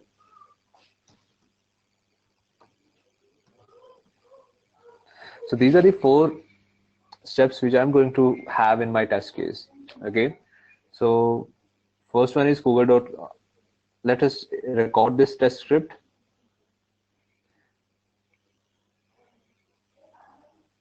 Let me just save this test case which we just created first. The first test case, let us name it as first test case. Just simply write first test case and save. Now I'm going to create a new test case, file new test case, and write it here. Okay, now start recording this session. So recording session has been started. Go to google.com. That is the first step. Second step is we have to verify Google logo is there or not. So first we will be using assert element present in the first test case which we're creating. In the second test case, we'll be using the verify element present. Right now we are going to use assert element present. This is second step. Third step is search for India, and the fourth step is click on search. 4 steps. All right, go there. All right, so these 4 steps have been recorded here. Stop recording it and name your test case as assert. Save. All right, now if we run this one, everything should run smoothly as expected. Run this one, search for India, click on OK. That is what is expected from this one. Now let us do the same step, all the same steps using the verify element present. So I'm going to create a new test case. So everything is green, as you can see. That means everything is perfectly fine. File, new test case. Okay, so now start recording the session again. Whatever steps which we are going to do will be recorded. Search for google.co.in. Sorry, go to google.co.in. Now right click on this again. Go to show all available commands. Now instead of assert element present, you have to click on verify element present. Click on this one. That is, Google logo has been verified. Now search for India and then click on search. 4 steps same. The only place where it is changing is instead of assert element present, we are using verify element present. We'll see what difference in output we get. Okay, now stop recording this session. Name your test case as verify.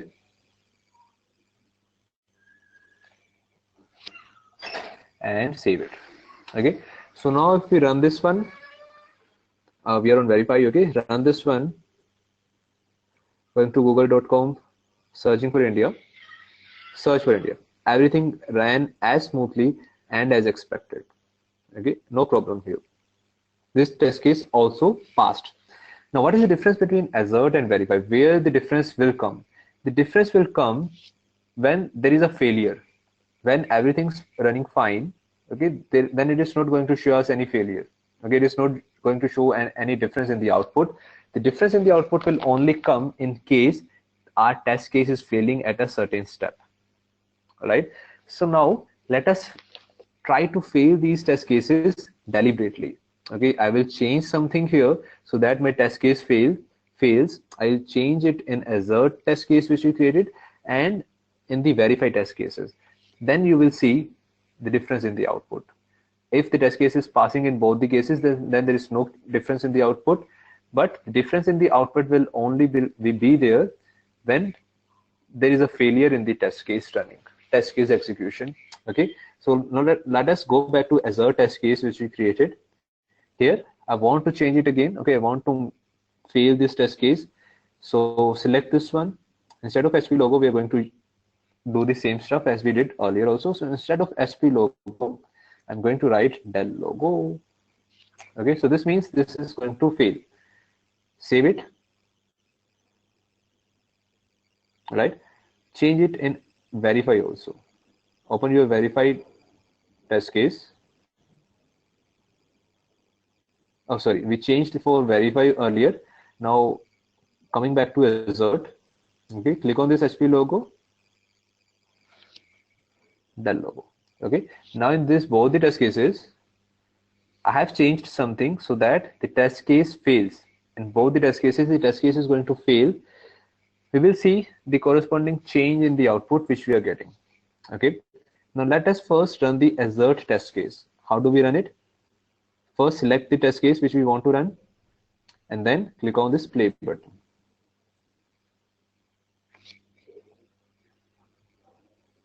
Okay, so as you can see here, the assert test case failed. This is being shown in the red bar, and also it did not search for India. It stopped the execution, the place where it failed the execution. Right, you can see it here. The control is in the second line. It did not even search for India, and did not click on search button. It failed. Now let's come back to verify test case which we created. Double click on this one. Now we are in verify. Start running this one and let us see what output do we get.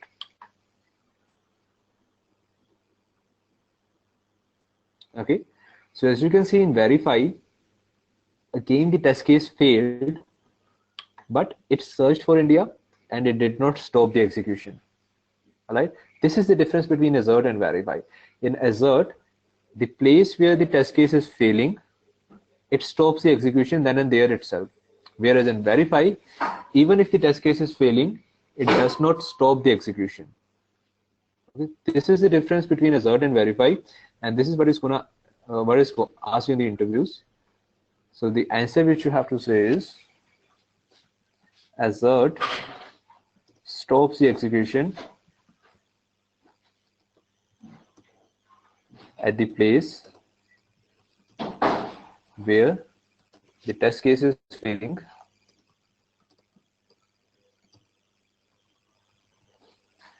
whereas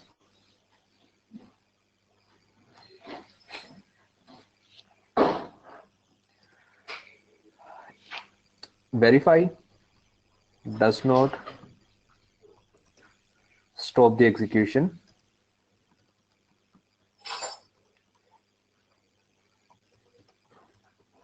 of test case even if it fails.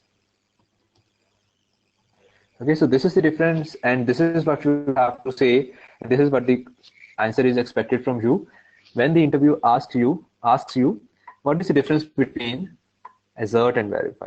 Okay, so assert stops the execution at the place where the test case is failing. As you can see, when we ran the assert test case, it did not search for India. It stopped the execution.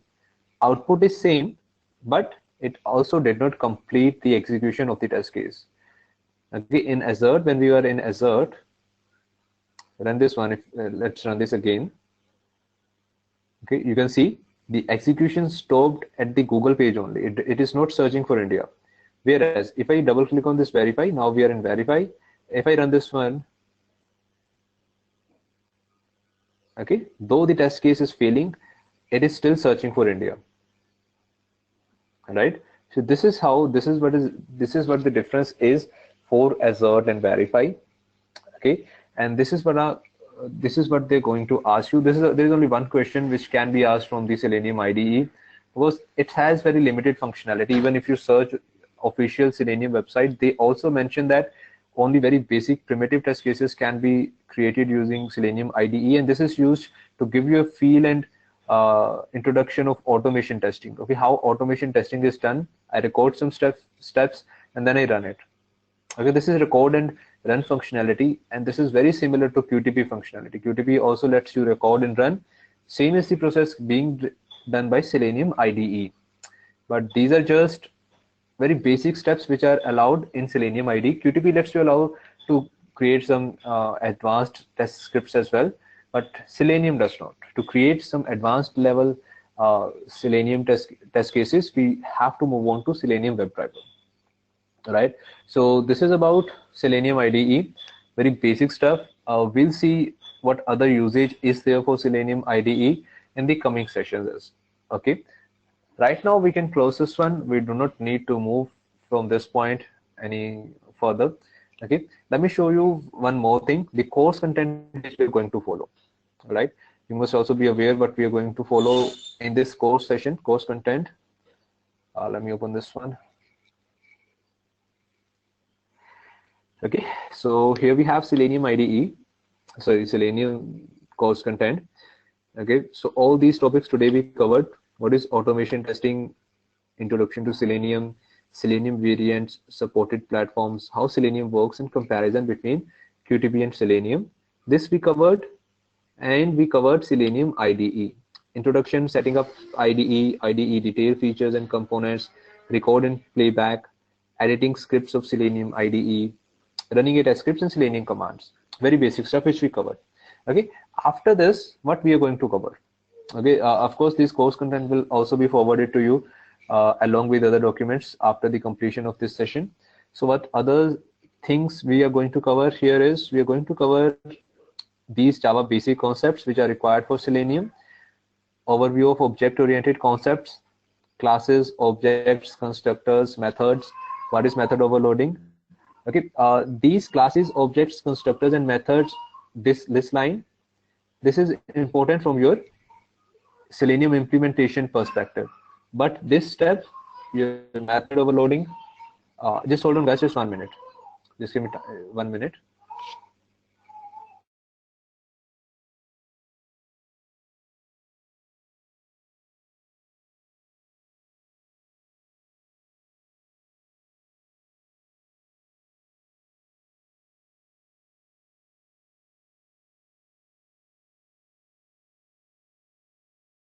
I'm sorry guys for the disturbance. Okay, so I was saying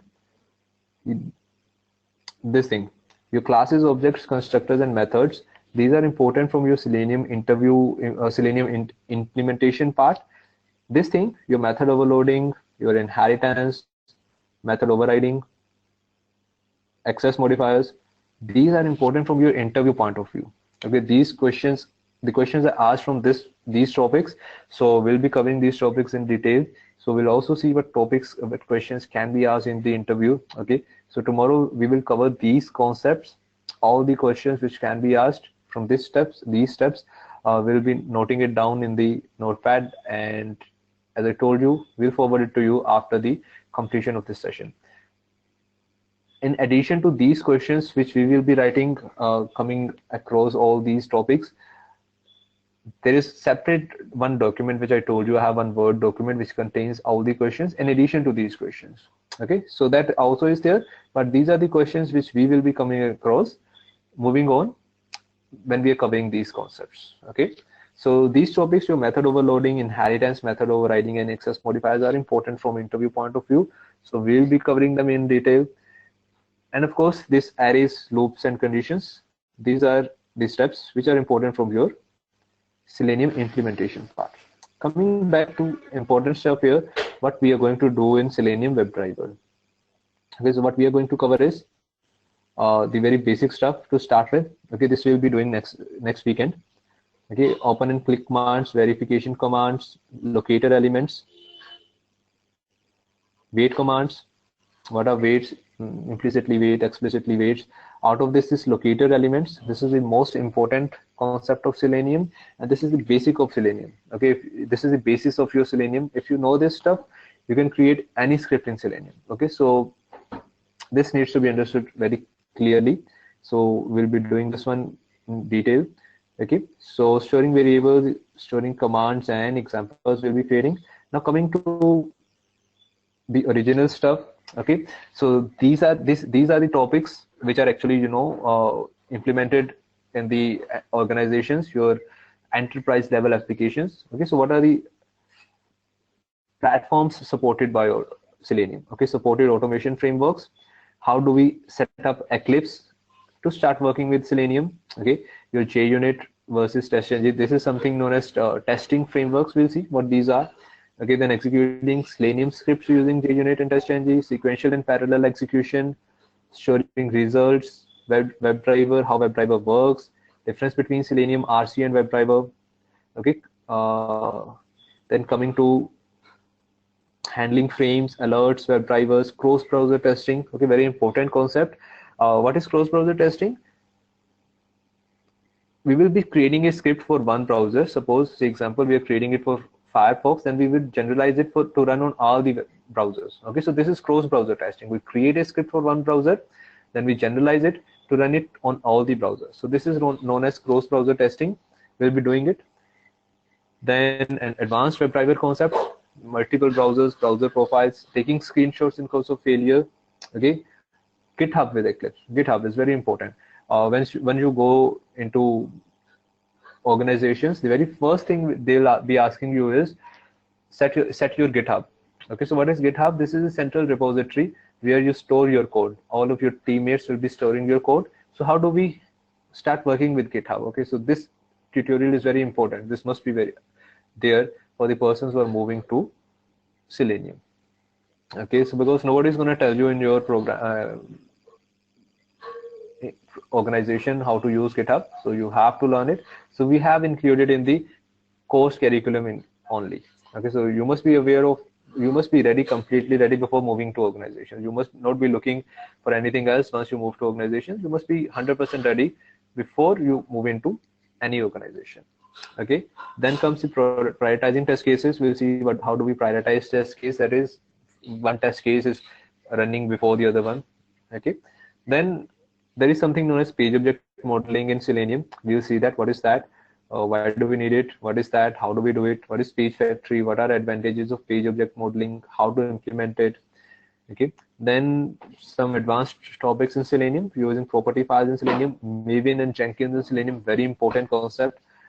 Most of the people do not know about it. Even if you just mention these things, Maven and Jenkins in your Selenium, chances are your resume would be shortlisted, because the interviewer or recruiter will assume that you know something about Selenium. Okay, then automation frameworks, data-driven framework, and keyword-driven framework. With this, we would be ending our session. We will be covering all these topics. Okay, so automation frameworks, data-driven framework, this is something known as data-driven testing. When we want to test one application with different set of data. Okay, so same is the concept. It is a keyword-driven framework, but it is an extension of data-driven framework, right? So these are the topics which we are going to cover. I will forward it to you as well, in addition to all other documents, so that you can go through all the topics. You can see what we are going to cover in this session. All right, so that's it for today's session. If you have any doubt, if you want to ask any questions related to anything, you feel free to ask. You are free to ask.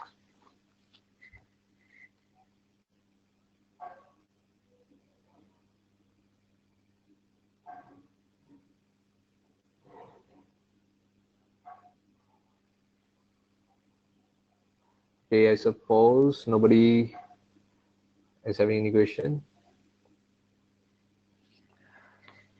So that's okay. So there is one question. Do we need to know CSS? No, absolutely no, Bindu. No, we do not require CSS. Absolutely not. We only require Java, that to these topics, which I showed to you. These steps. Okay, only these concepts are required to be understood. Out of these, as I told you, 4 concepts are only important from interview point of view. So if you see that, if you think about implementation part, only 3-4 concepts are required that we must be aware of, we must be knowing to move on to Selenium. CSS is absolutely not required. Anything else, guys?